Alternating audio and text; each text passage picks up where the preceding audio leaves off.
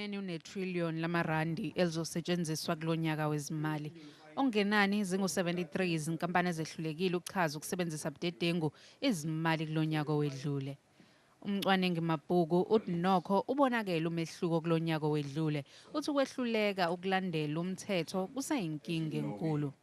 Emnyangweni engu-469 ecwaningiwe, ingu-119 kuphela okutholakaleyo ukuthi kuhamba kahle emabhukwini ayo, kanti engu-238 ayikacwaningwa. Ukusebenziswa budedengu kwemali kufinyelele ku-63 billion wamarandi, nokuyimali ecishe ibe uhalf wemali yangonyaka owedlule. Iyona-ke le mali esetshenziswe ngaphandle kokulandela imigudu efanele. Yize iNtshonalanga Kapa iphume phambili ngo-78 wamaphesenti wokuba namabhuku aqondile, iGauteng ithuthuke kakhulu kulonyaka owedlule, kwathi KwaZulu-Natali kanye neMpumalanga bakhombisa umehluko omncane. Kodwa-ke kuvalwa amehlo kwizifundazwe zaseLimpopo kanye naseMpumalanga Kapa.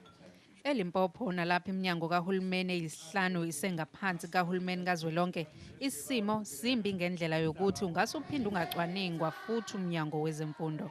In Limpopo, certainly in the current year, that yellow, which was one of those that were giving hope for an increasing number of entities that are going to get unqualified, that space is shrinking and is now being replaced by an additional number of adverse and disclaimed audits, as well as qualified audits in that province. Iminyango yaseLimpopo engamashumi-22 kwengamashumi-23 ihlulekile ukulandela umthetho. Empumalanga Kapa kwenyukile ukusetshenziswa budedengu kwemali. Kulonyaka wezimali kufinyelele ku-2.6 billion wamarandi. The big part of that compliance has a lot to do with procurement-related activities. And if there's no clear, transparent process that is governed by regulations when it comes to supply chain, we never know whether they spend more than what they should have spent, or whether they did indeed receive all the goods that they ought to have received. Umcwaningi-mabhuku uthi iPhalamende kumele liqinise imithetho ukuze kunqandwe ukusetshenziswa kwemali budedengu.